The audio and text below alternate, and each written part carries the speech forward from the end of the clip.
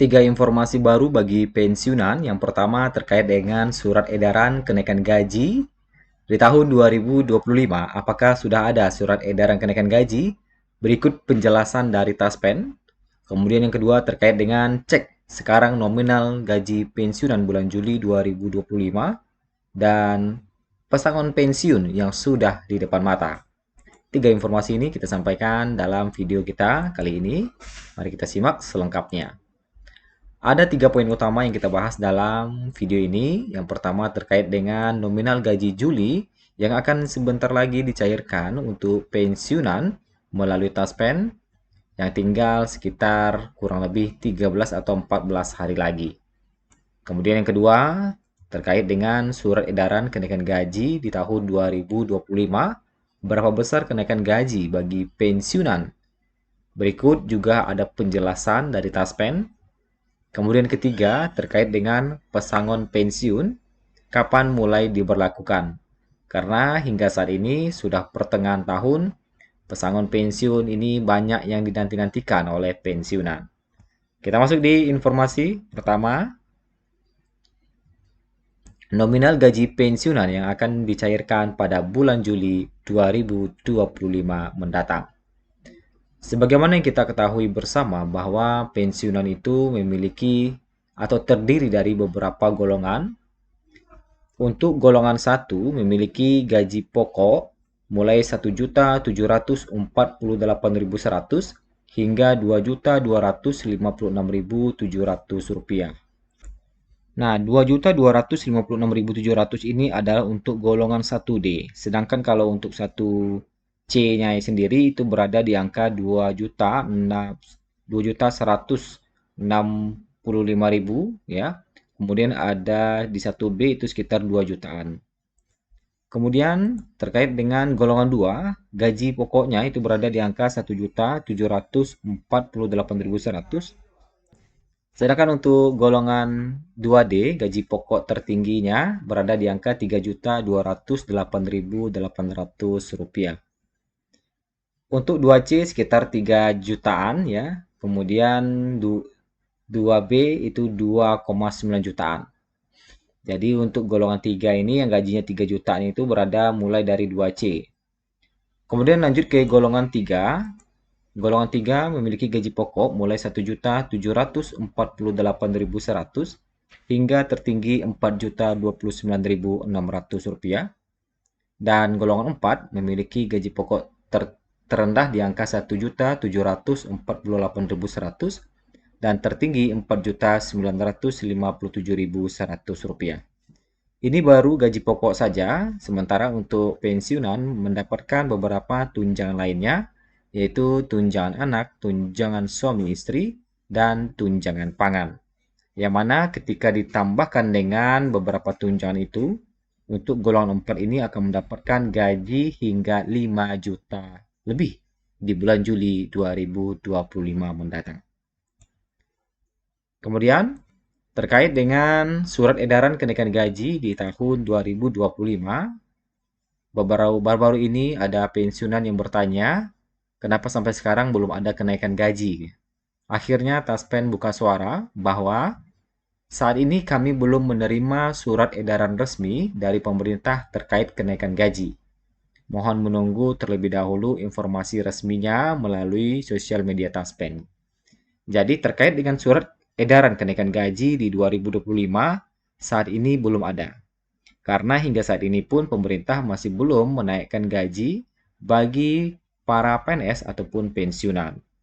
Baru-baru ini Presiden Prabowo menaikkan gaji untuk para hakim yang mana nominalnya hingga mencapai 280%. Sementara ketika ditanya bagaimana dengan nasib pegawai lainnya, Prabowo mengungkapkan bahwa untuk pegawai lain sabar katanya, jadi sabar dulu. Sedangkan untuk angka-angkanya, Prabowo sudah mengetahui angka-angkanya, tetapi para pegawai lain harap bersabar dulu ya. Nah itu ya Bapak Ibu ya, sehingga karena belum adanya kenaikan gaji dan surat edaran kenaikan gaji, sehingga di bulan Juli mendatang gaji Bapak Ibu itu masih sama seperti yang kita ungkapkan tadi, yaitu kurang lebih sama dengan gaji bulan Mei atau gaji bulan Juni 2025. Kemudian kita masuk di informasi selanjutnya terkait dengan pesangon pensiunan, yang mana salah satu skema yang dinantikan adalah fully funded. Bapak Ibu, reformasi pada skema pensiun aparatur sipil negara, termasuk pegawai negeri sipil, diperlukan untuk mengurangi beban negara. Opsi yang dimungkinkan adalah fully funded dan defined contribution. Berdasarkan perencanaan dan isu-isu yang berkembang bahwa fully funded ini direncanakan akan mulai berlaku di tahun 2025 ini. Lantas kapan fully funded ini akan mulai diberlakukan? Nah, terkait dengan skema yang ada, itu adalah skema fully funded dan defined contribution, yang mana ini diperlukan untuk mengurangi beban negara. Bisa gunakan model baru seperti fully funded dan defined contribution, kata Dirjen Perbendaharaan Astera Primanto Bakti saat rapat dengar pendapat dengan Komisi 11 DPR. Sebagaimana kita ketahui bersama bahwa skema fully funded pensiun atau pensiun yang didanai penuh adalah pensiun yang dibayar dari dana yang dikumpulkan oleh pemberi kerja dan peserta. Yang selanjutnya diinvestasikan oleh lembaga pengelola untuk membayar manfaat pensiun. Sedangkan PSU Go Pensiun merupakan sistem pembiayaan pensiun PNS yang saat ini didanai sepenuhnya dari APBN. Menurut Astera, sudah saatnya ada peralihan pembayaran pensiun yang bersumber dari pengelolaan dana yang sudah diserahkan ASN bukan APBN. Ini perlu dipikirkan bagaimana membiayai pensiun yang selama ini masih dibayarkan pemerintah dan Undang-Undang ASN sudah mulai ada dana IIP yang bisa digunakan untuk membayarkan selain dari pemerintah, jelasnya. Nah, terkait dengan hal skema baru ini, anggaran yang harus dikeluarkan negara untuk pensiunan ternyata tinggi. Pada 2010 sebesar 50,6 triliun, sedangkan 2024 menjadi 164,4 triliun. Belanja tersebut naik 8,96% atau 10,4 triliun per tahun. Kebutuhan anggaran semakin tinggi seiring dengan penambahan jumlah pensiun.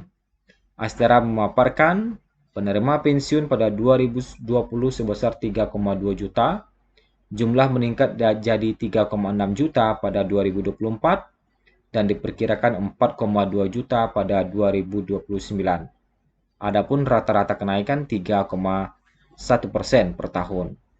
Tidak hanya anggaran pensiun, biaya operasional pun ternyata tinggi. Pada 2018, biaya operasional pembayaran program pensiun ASN dan TNI Polri sebesar 997 triliun.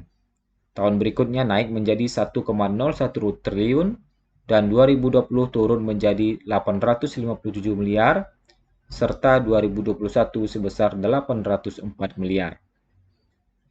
Sedangkan 2022 sampai 2024 biayanya turun menjadi sekitar 700 miliar, pada 2025 diperkirakan kembali naik menjadi 850 miliar rupiah. Seiring dengan usia hidup pensiun yang tinggi, tentu semakin lama pensiun hidup, biaya pensiun pun akan semakin besar. DPR dan pemerintah sudah menyepakati Undang-Undang ASN Nomor 20 Tahun 2023. Meski demikian, aturan turunan belum rampung seperti peraturan pemerintah, maka dari itu, untuk skema pensiun fully funded hingga saat ini masih belum tahu kapan akan mulai diberlakukan, baik itu untuk PNS ataupun pensiunan. Terima kasih.